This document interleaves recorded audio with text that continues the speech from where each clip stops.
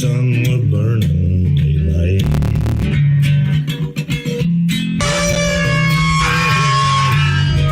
Howdy there, I'm Matt McKinley and we're burning daylight. In the saddle till the job's done right. Welcome to Burning Daylight, the only podcast for the working cowboy.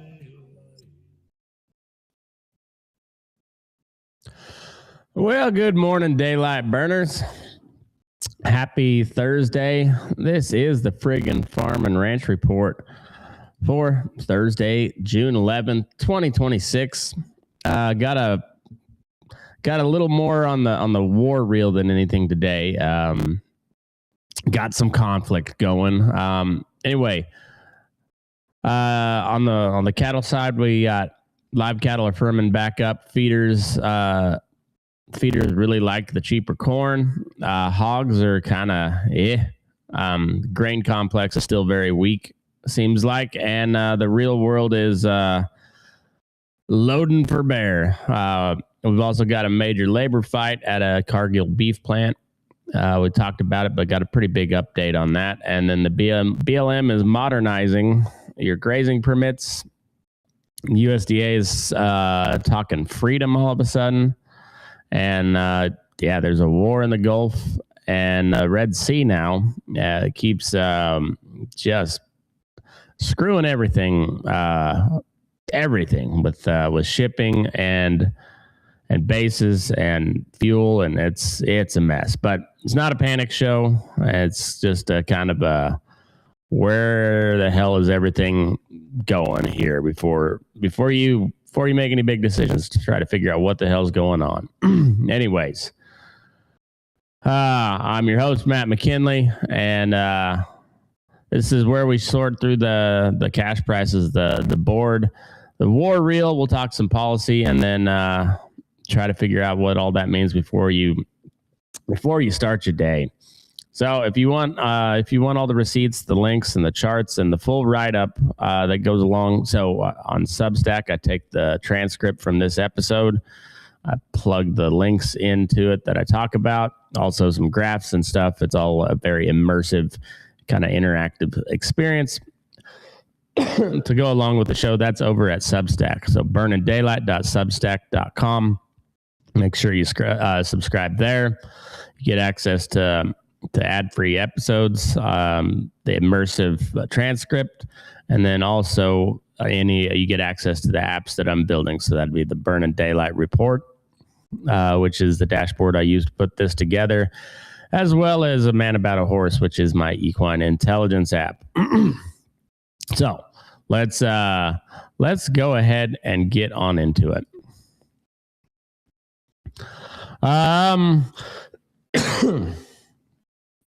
All right, on a market read, it says, I was saying that my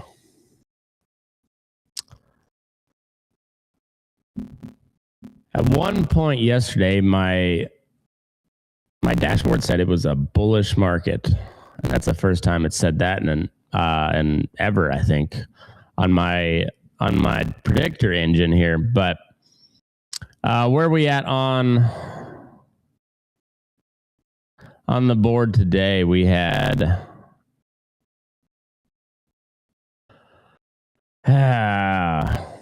terrible job of formatting my script here. Anyway, June live cattle right around 250. August live cattle in the low 240s. Where are we at? I'm having a hard time reading here. Okay. So June live cattle closed around 250. That was up a little over $2 on the day. August live cattle in the low 240s. Also roughly $2, up to $2. On the feeders, they're reacting to the screwworm stuff, and they closed in the high 360s. And your hogs are they're dropping in mid 70s. That's not right. with summer months coming, it's in the 90s, and then in the winter, it's dropping into the mid 70s on the lean hogs. Pretty tough day on that. July corn closed out about 418. December is around 446, and that's some good news on your feed bill. Chicago hard red winter wheat July closed out at 586. December closed out at 615. Also leaning lower.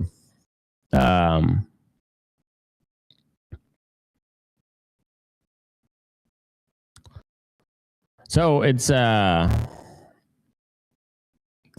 can't read this right here. Anyway, plummeting futures is what they're saying on the grain side. But it's kind of not a whole lot's changed. The feeder cattle reacted to the screwworm news, and so closed out steadily higher. It's that's good news for your feeder cattle, because the board's pricing in the risk there. So it's and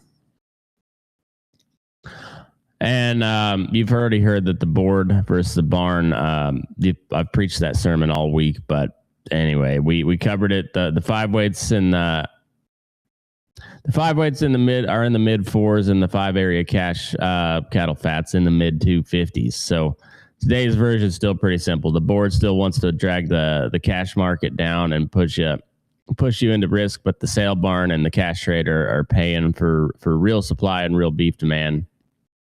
The cheaper grain gives feeders a real tailwind, but temporarily anyways. But between the classic headlines, we got the BLM rules that I want to talk a little bit about more, and then we got to cover the Middle East and also kind of touch on the Ukraine-Russia front as well, because it's a big deal, and it drives a lot of these prices here. So there's the sale barn. I'll do a better rundown of the sale barn numbers tomorrow. But screwworm status, I'm not going to spend the whole show on it again. We've beat that dead horse. So stay on top of your cattle. Just check all the wounds. Check your navels if you're still calving out there. And you come across a newborn, spray that umbilical cord down with iodine. Dry it out so those flies don't have any open flesh to lay eggs on, and then that'll help a bunch. It's about the only thing you can do. If you do find some screwworm cases, get them treated. Let the people know that are dropping those flies so they can get you covered. But yeah, like I said, it sounds like it could be a real busy summer over there.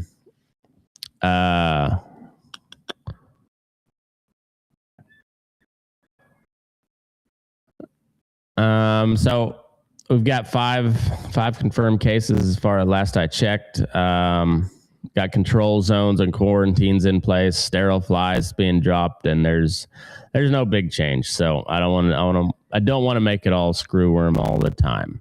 All right, let's talk about this Cargill deal.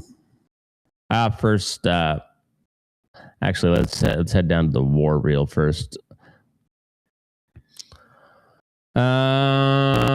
Where's my okay?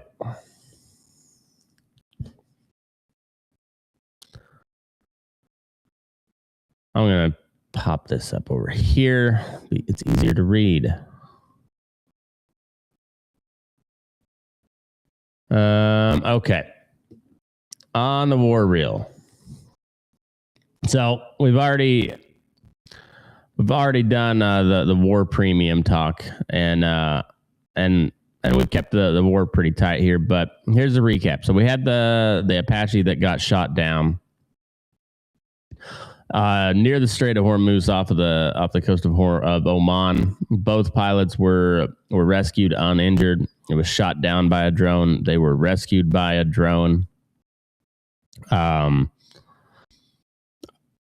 Trump said that the drone hit in between the pilots, and it caught on fire. They said it was one of those Shahed drones, which are pretty big, I think. And so I don't know. There's a lot of confusing stories about that, but from what we know, there no one's injured there. So thank God. Trump says the military told him the Iranians shot down one of our highly sophisticated Apache helicopter, and that the U.S. must, of necessity, respond. So on the 9th, CENTCOM announces self-defense strikes against Iran. And the Trumps at the commander-in-chief's direction in response to the downing of the U.S. Apache helicopter. It was U.S. Army helicopter. Targeted Iranian air defense systems, ground control systems, and surveillance radar near Hormuz, hit by precision munitions from Air Force and Navy aircraft. CENTCOM calls this a proportional response to unjustified Iranian aggression, and says the U.S. forces must remain vigilant and postured to defend against unjustified Iranian aggression.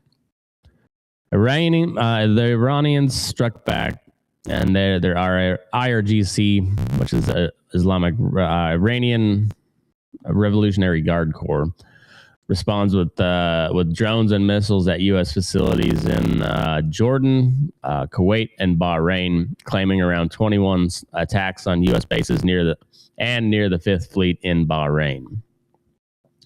U.S. and allied officials say nearly all the incoming was shot down, and there was no significant damage and no casualties in this latest wave. Who knows on that, because they said there wasn't much damage. Last time shit got real hot over there, and we ended up losing. Last time it really escalated, so this is a big escalation. Last time we had these type of escalations, we lost 13 service members and 13 of our troops, and we sustained heavy damage on our bases, some of them becoming nearly uninhabitable.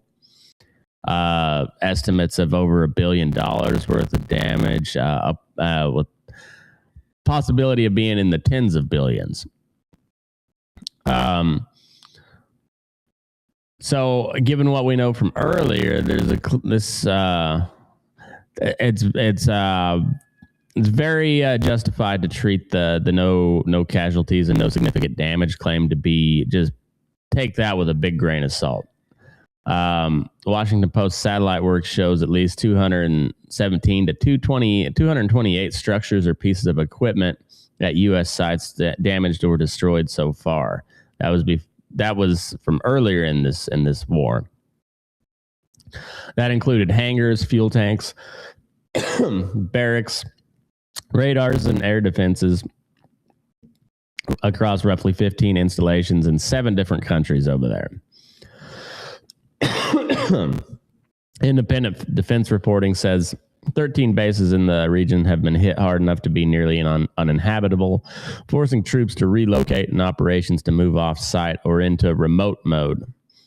An aggregated casualty tracker puts U.S. deaths at 13 and wounded about 381 from Iranian strikes on facilities. That's before this latest salvo. So the pattern is the official damage estimates come in low, and then the satellite photos and human tallies catch up later, and we find out they actually did quite a bit more damage than we were told. So as Iran kept firing, CENTCOM said, that's U.S. Central Command.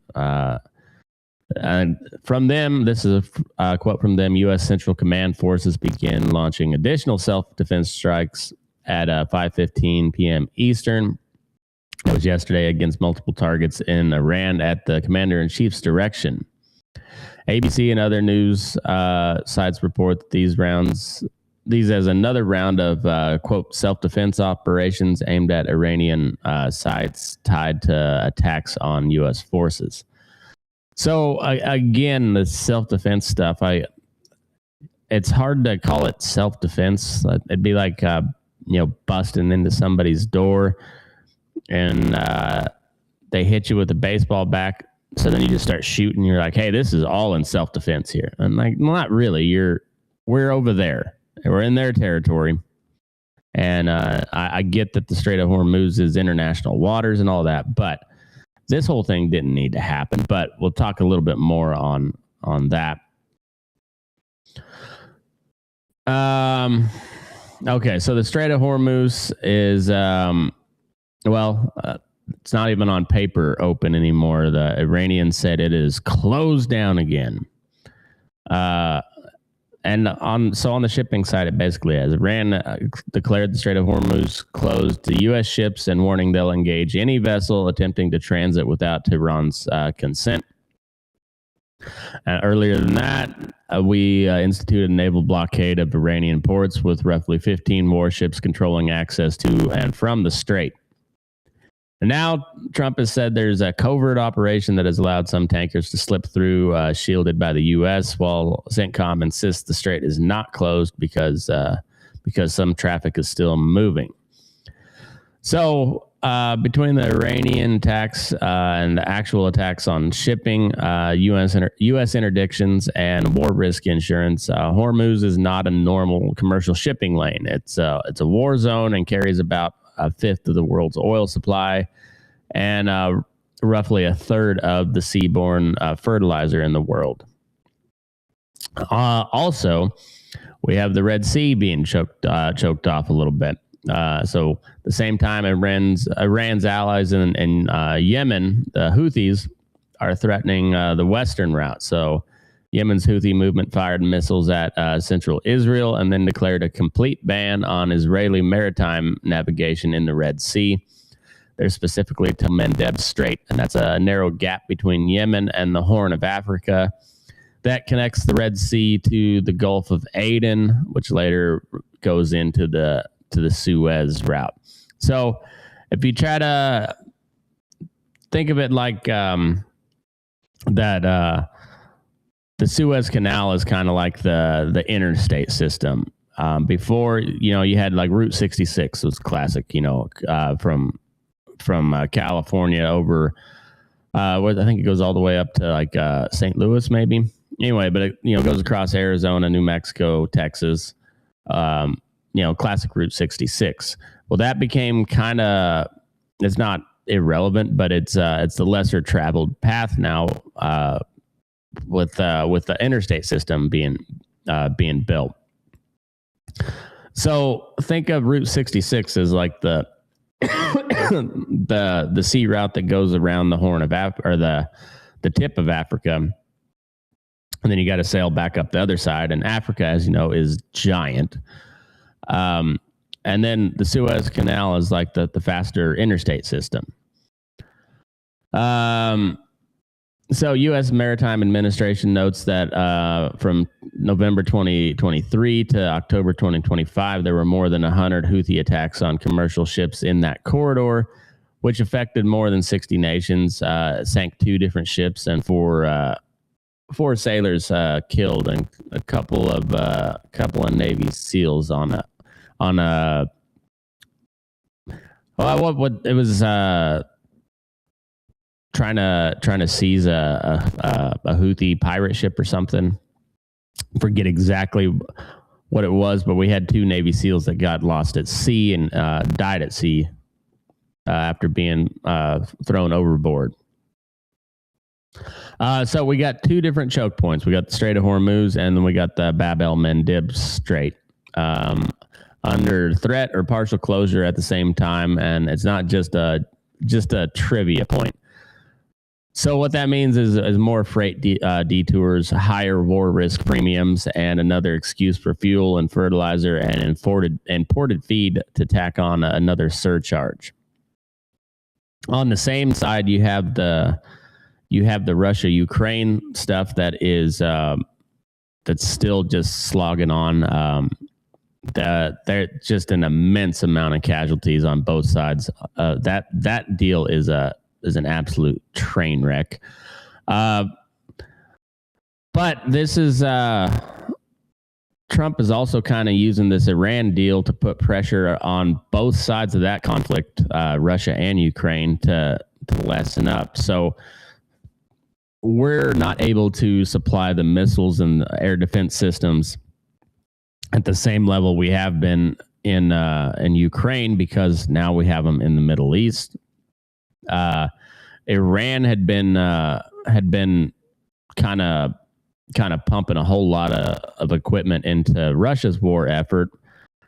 But at the same time, with the oil price shocks, that has helped Russia's war chest quite a bit, because we temporarily removed sanctions on Russian oil, so they're able to sell their oil at a higher profit, which helps them out. But at the same time, Iran's not able to continue production of or sending drones and other stuff to Russia for their war efforts. So it kind of puts pressure on both sides of that European conflict. But it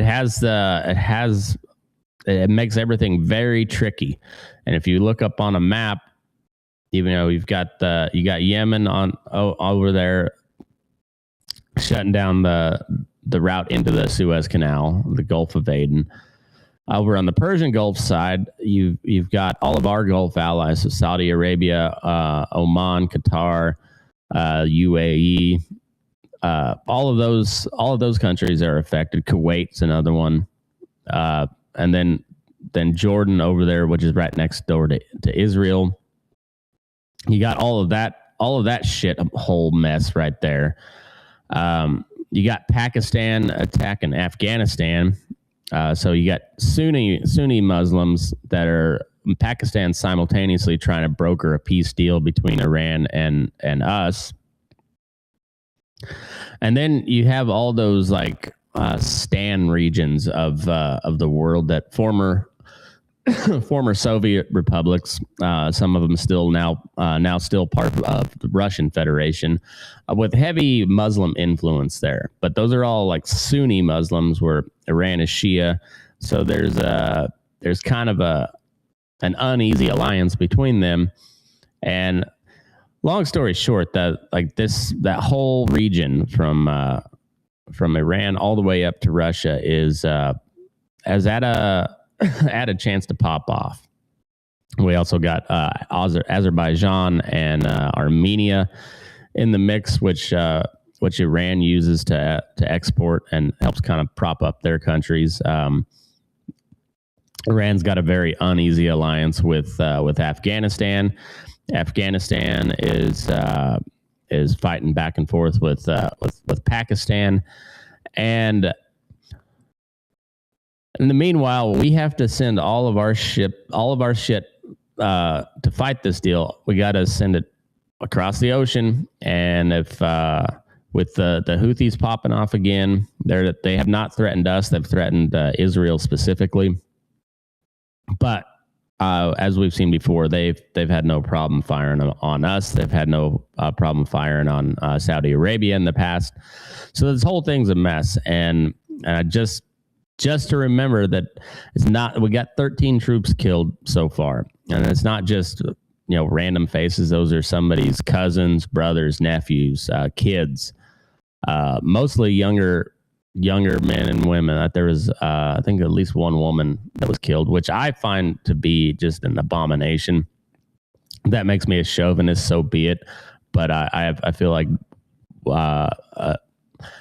a moral nation has no right sending women into combat. I'm not saying that that women don't have places where they excel in combat, particularly on the pilot side. I just don't think it's right that we send women to war. So anyway, that is what I got on the war reel. Got a lot of shit popping off over there, and it's pretty spicy, pretty spicy. All right, let's talk about this Cargill deal. So I I mentioned it before. So Fort Morgan, the Cargill plant there, running. It's capable of running about 6,000 head a day or 5,000 head a day. About Teamsters Local 455 is in contract negotiations with Cargill. Cargill locked out the more than 1,700 workers just a couple weeks ago, but the contract negotiation or the labor contract expired back in February, and Teamsters Local 455 rejected the plant's final offer, or Cargill's final offer, on May 19th, I believe it was. And then that's when they locked out more than 1,700 workers at the Cargill Meat Solutions plant in Fort Morgan. So after months of bargaining over wages, healthcare, and safety, now the union has filed unfair labor practice charges, alleging that Cargill illegally yanked pay and benefits for those locked out workers. So if you put that on top of a cow herd that's at its smallest in 75 years and a packer sector where 4 companies control 85% of the beef kill, what does that mean? The Fort Morgan plant runs somewhere around 5,000 head a day when it's fully online. When it's offline or throttled back, cattle in that region lose a major buyer. Your basis widens, cattle get heavier, and packer leverage tightens even further. So for it's not about which side is the good guy here for the cattle producer side. It's about the fact that one plant's labor blow up can ripple through the whole cattle supply chain because we let this whole sector consolidate down to 4 big packers. So remember, the DOJ is already investigating the packers for antitrust. The same government that signed off on decades of mergers is now pretending to be your white knight. So whatever settlement they cook up usually hits small and regional plants harder than it hits the giants, because it means more regulations, and oftentimes it's regulations that a small and regional plant cannot keep up with and stay profitable. So that whole deal is we'll continue to watch on that, but like I said, there's heavy rumors that they're just going to shut that plant down completely. We talked a little bit yesterday about how it's just kind of a classic packer maneuvering. So you have some smaller plants coming online, but they still have the same pipeline that they've got to work, the same environment that they've had to work in before. They shut down plants in one region, they open some more in a different region, and the packer control or the leverage remains roughly the same. But they've also kind of shot themselves in the foot, because the cattle herd is very, very, very low, very tight on the supply side, and so now they've got more hooks than they know what to do with, and so there's a lot of stress on the packing side as well. All right. So the BLM is modernizing grazing. So it's a new rule, but it's still the same old levers of power. So on June 3rd, I talked about the BLM rescinding the 2024 Conservation and Landscape Health rules. And it said I believe the return to multiple use when permits improved. So now the next step is the new grazing rules they want in place. So the sales pitch from the BLM is as follows. Excuse me.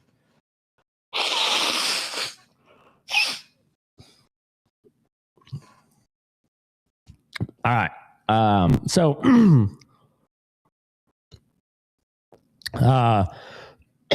BLM and the Department of Interior have proposed a new rule to modernize grazing regulations with 2 headline moves. So streamlined grazing administration and expanded rangeland health standards across the BLM programs, all BLM programs.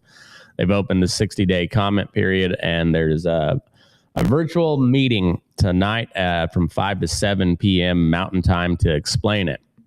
What it actually does is So on the first part, a streamlined administration means more flexibility on their side of the desk, faster changes to seasons, stocking numbers, and permit terms with fewer procedural roadblocks.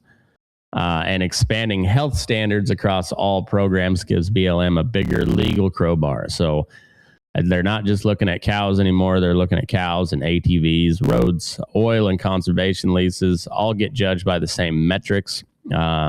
But your renewable grazing permit is still the easiest thing to cut when they need to show some sort of progress. So it fits the pattern we've been talking about. Public land rules that dress up as help for ranchers, but they quietly add more levers for the agency and more hooks for NGOs to litigate over.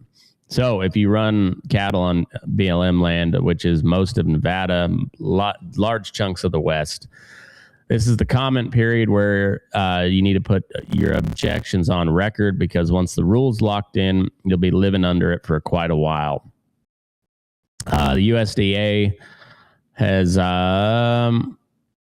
USDA also is releasing Farmer and Rancher Freedom Network. So is this actual freedom, or is it just a PR move?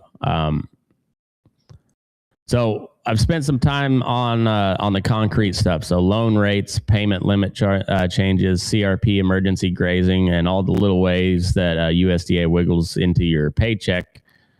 Now they want to talk about freedom. So in February, the USDA rolled out Farmer and Rancher Freedom Framework, calling it a bold initiative to protect producers from politically motivated lawfare, over-regulation, and abusive eminent domain projects.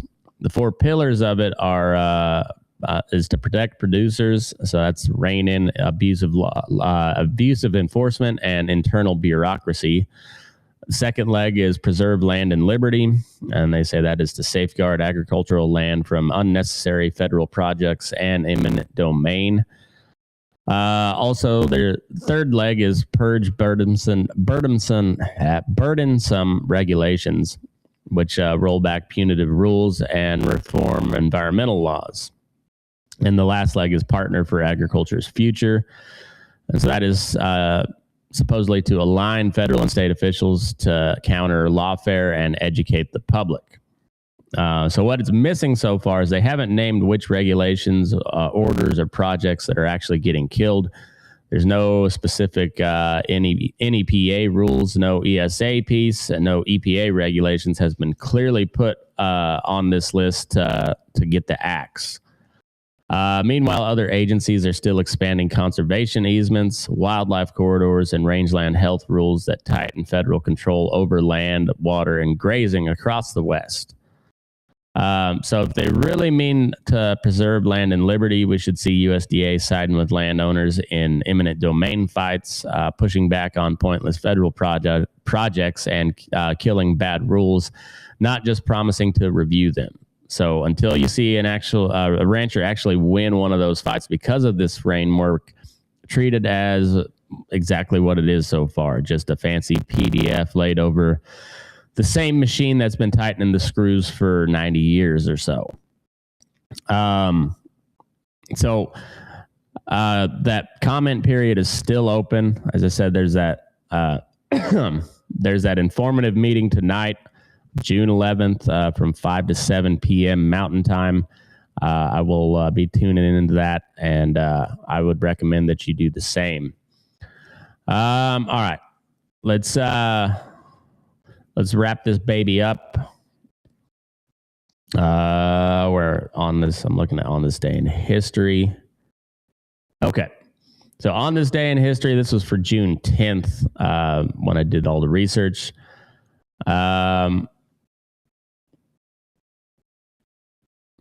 So I've spent some times on the Tiananmen Square, Cold Harbor, D-Day, Madison and the Bill of Rights, and also George Orwell's 1984 here recently. Those are all about power and state control. Today we'll keep that thread running on two hits that actually landed on June 10th. June 10th, 1937, National Milk Month kicks off. On June 10th, 1937, a group of U.S. chain stores launched National Milk Month, which was a promotion that ran from June 10th through July 10th to move more milk during the annual production peak. The National Dairy Council supplied posters and materials to roughly 6,300 stores in those early years, turning a simple promotion into a national habit that later evolved into June Dairy Month. So even 90 years ago, retailers and checkoff-style outfits were trying to manage the glut season with coordinated campaigns instead of just letting the prices do the talk. Before social media and influencer marketing, the grocery trade was already shaping how the public thinks about milk and dairy, and producers were footing part of the bill one way or the other. And on June 10th, 2005, the Farm Credit System pays back the U.S. federal government. The Farm Credit System finished repaying the last of the federal capital it took during the 1980s farm crisis on June 10th, 2005. That paid in full moment came about 20 years after Washington had stepped up to shore up collapsing farm credit institutions, and it formally closed the books on that bailout era. So why it matters now, it's another snapshot of how agriculture runs on leverage as much as it runs on grass and grain. And when the notes go bad, the same government that helped design the mess comes riding in as the white knight and sticks around with more oversight and more rules than it started with. And today's FSA loan rates and payment limits and the USA freedom frameworks are the grandchildren of the 1980s bailout world. And that's just more proof that when the government steps into ag, it rarely steps all the way back out. It'll keep at least one foot firmly in where it stepped in. On the sports note, the Knicks won last night in game 4 of the NBA Finals. New York takes a 3-1 lead, looking to close it out at home. I guess that'd be Friday night that they would play. The A's beat the Brewers last night. They won the series 2-1 on a 4-3 win last night at the Las Vegas ballpark. The A's continued to hit home runs. They hit 15 total home runs as a team during that 3-game series. The ball really flies out of the park there in Vegas. Jack Perkins gave up a few runs. Was kind of bounced a little early, but overall a pretty good pitching performance for the young guy in his second start of the year. The Rockies won their series against the Cubbies. They're looking for the sweep, and that'll set up my two favorite teams playing this weekend in Las Vegas. The Rockies come in to play the A's, and that'll be a fun one. So on a bright note, baseball's in full swing. Had some really good games going, and there'll be some more headed tonight. So close it out. Here's where we are. The board says the cattle supply is tight, grain is cheap, and you should lean into the risk. The barns and the cash market say the cattle supply is tight, and we've seen the board lie to you before. Cargill and the Teamsters are in a knockdown, drag-out fight over in Fort Morgan, Colorado, right when the cow herd is at the smallest level it's been since the Truman administration, and every plant outage shifts leverage away from the country and towards the big packers. BLM is trying to swap one set of grazing shackles for another under the word modernizing. We'll see what that actually means in the future. USDA is selling you a freedom framework while the rest of the government keeps adding new hooks into your land and water and permits. And then overseas, we've got 2 different blockades going on in the Strait of Hormuz and the Red Sea and the Strait of Bab el-Mandeb. That turns your fertilizer, fuel, and freight into hostages once again. So. Yeah, we'll keep an eye on that, and I'll update you tomorrow. But that's all I got for you today. Keep your powder dry. Don't let your butt crack, and I'll keep you up to date on the news. So that's all I got. We'll see you back here tomorrow. Now move your ass. We're burning daylight.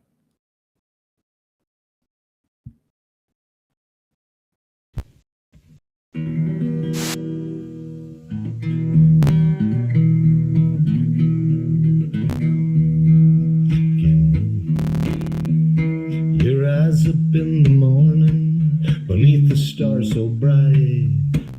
Pull your hat down, make sure your cinch is tight. Horse is kinda snuffy, cold chill up your spine. You'll get your ass moving, son, you'll burn daylight. Burning daylight. Burning daylight. In the saddle till the job's done right.